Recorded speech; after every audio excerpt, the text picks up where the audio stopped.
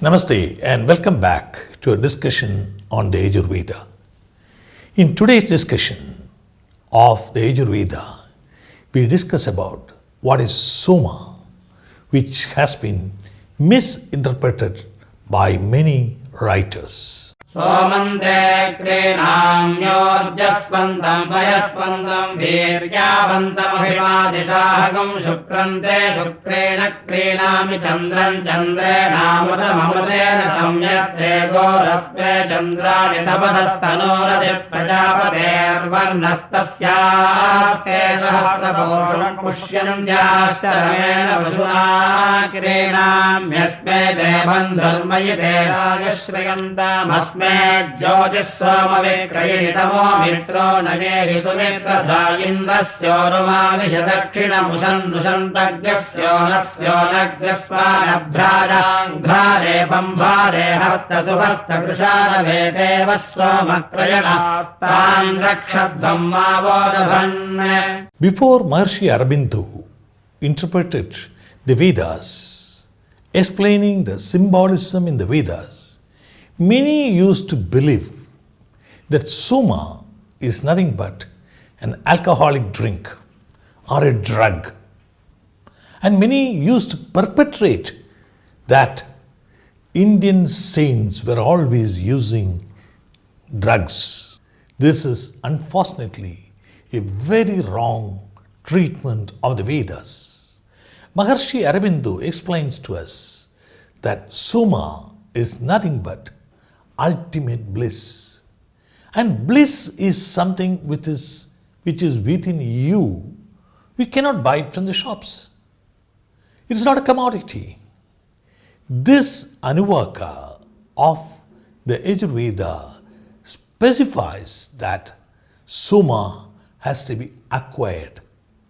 And it prays to the Almighty for blessing us with Soma. And once you realize the ultimate bliss called Soma, every endeavor of yours is successful. You have very perfect relations with everyone. Whatever you do is successful. You are lucky. And so, this Anuvaga prays for Soma, the ultimate bliss, and the light or the knowledge or the awareness and discrimination that comes along with Soma. That is why our rishis in the olden days, they could do manana and understand, or rather find out the knowledge within oneself. And that is how we had even advanced scientific knowledge, which we lost down the generations when we forgot to acquire Soma the bliss. In the upcoming Anuvaga, we pray for long life. And long life does not mean eternity or eternal physical body. Let us discuss about long life in the upcoming Anuvaga.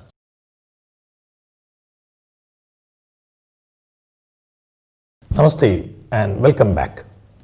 Today we discuss a prayer for healthy long life. Ayusha swayusho doshadhenagam radhena parjanyasya sasmeno dasthramamrtagam mano urvandayakshaman vekyadityas sadosyadityas sadaasidastabhnādyāvrishabho antarikshamamimetavimanam prithivya āsīdadyishva bhuvanāni samrād vishvettāni varunasya vratāni vane rubhyantarikṣam tatā navājavarvatsupayo agniyasu vatsapratam varuno vikshvagmin divisoryamadathat swamamadrāvudhyam jātavedasam devam वहन्ति केतवः ऋषे विश्वाय सूर्यम् उस्रावेतम् धूर्षाः वनश्रू अवीरहणौ ब्रह्मचोदनौ वरुणस्य स्कम्भनमधि वरुणस्य स्कम्भदर्जनमधि प्रत्यस्तो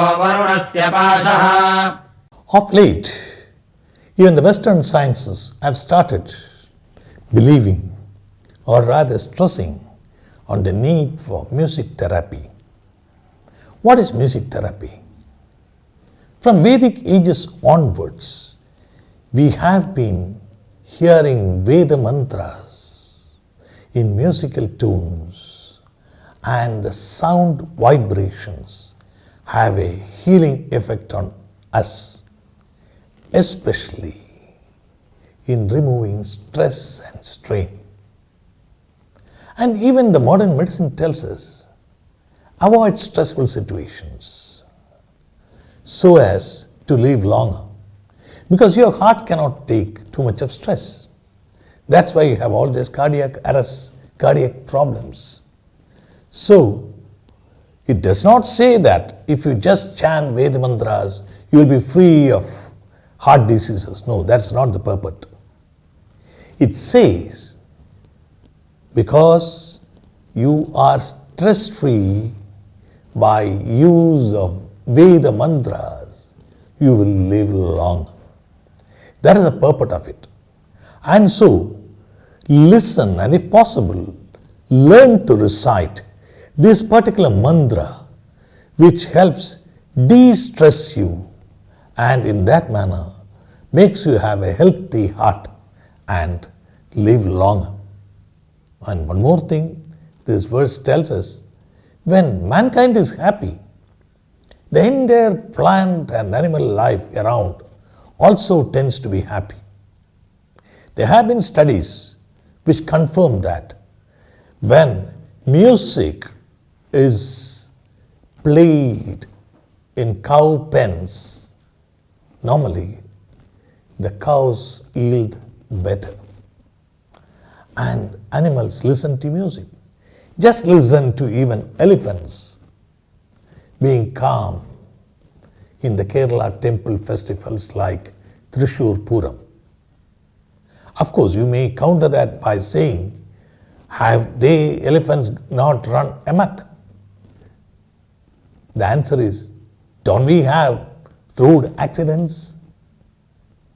By that, what I mean to say is, the Veda mantras have been advocating a peaceful coexistence between men and animals and plant life, and Veda mantras are a means to that, to achieve a stress-free universe.